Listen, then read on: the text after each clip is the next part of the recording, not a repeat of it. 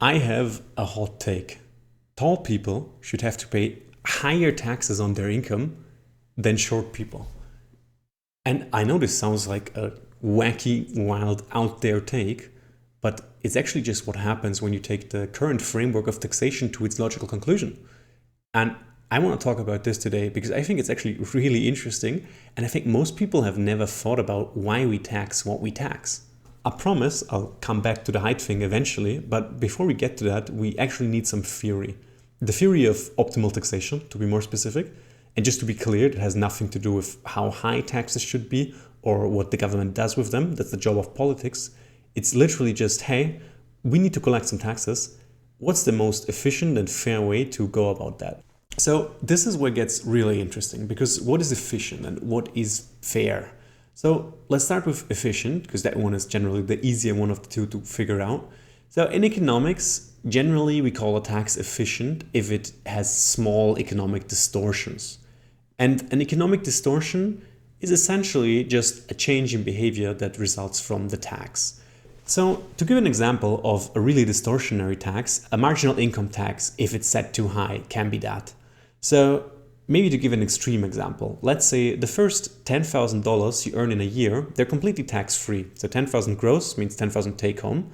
But then the second $10,000, so from 10 to 20,000, they're taxed at a marginal rate of 90%.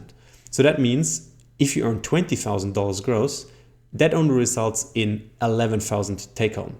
So you only really get a $1,000 gain from like a $10,000 raise. And what this leads to is that people, once they reach this threshold, in our case $10,000, they just decide they don't really want to work anymore because they get barely any benefit from it. So they work less hours, or they take more vacations, or they're unemployed for longer. The opposite of that would be a really efficient tax. So to give an example here, a lump sum tax is generally considered really efficient.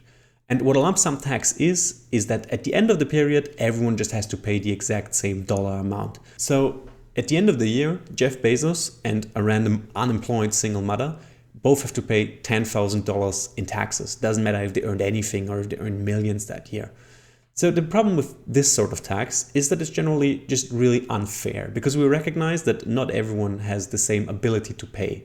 So how do we actually fix this? The traditional approach is to just look at income, because that's the information that's easiest to get for the government. So less income just means less ability to pay.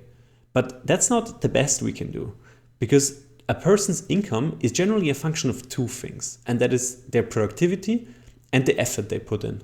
And these two terms, effort and productivity, they can be a bit hard to disentangle.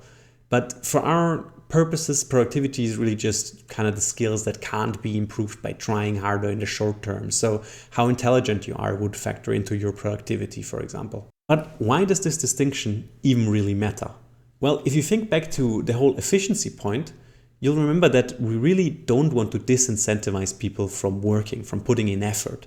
But that leaves only one thing to tax then, and that's productivity.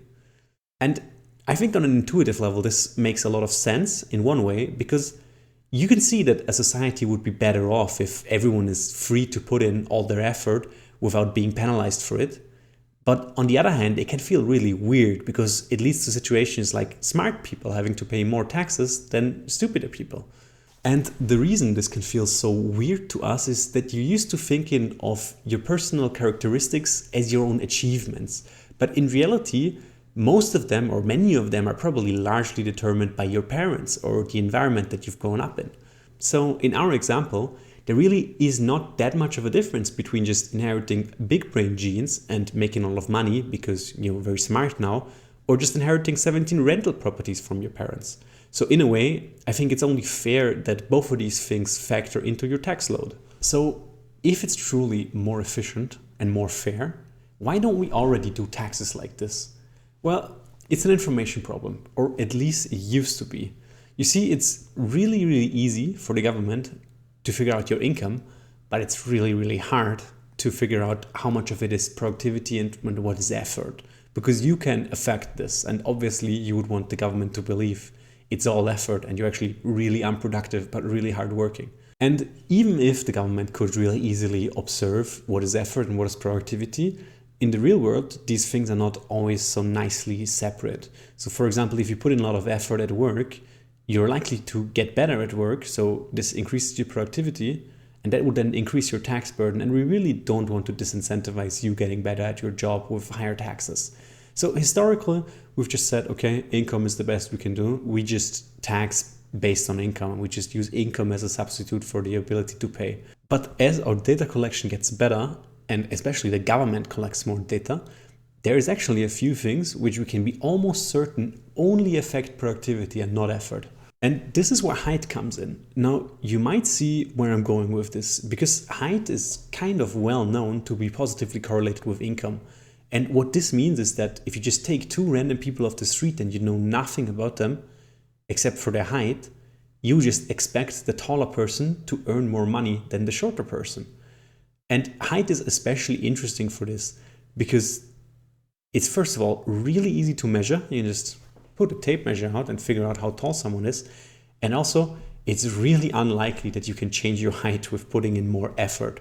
So we know that whatever the reason that tall people end up earning more money, it goes through productivity and not effort. And that we should tax it. Or at least that's what the utilitarian approach to optimal taxation would instruct us to do. Short aside, I was actually very curious why it is that tall people end up earning more. And it turns out there seems to be two main reasons for it.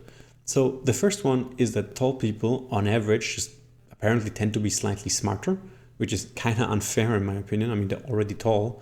But the second one seems to be that growing up tall or being tall in general seems to give people desirable personality traits. So basically, to give an example, if you're tall, you're more likely to be popular, and that is more likely to make you outgoing and develop good social skills.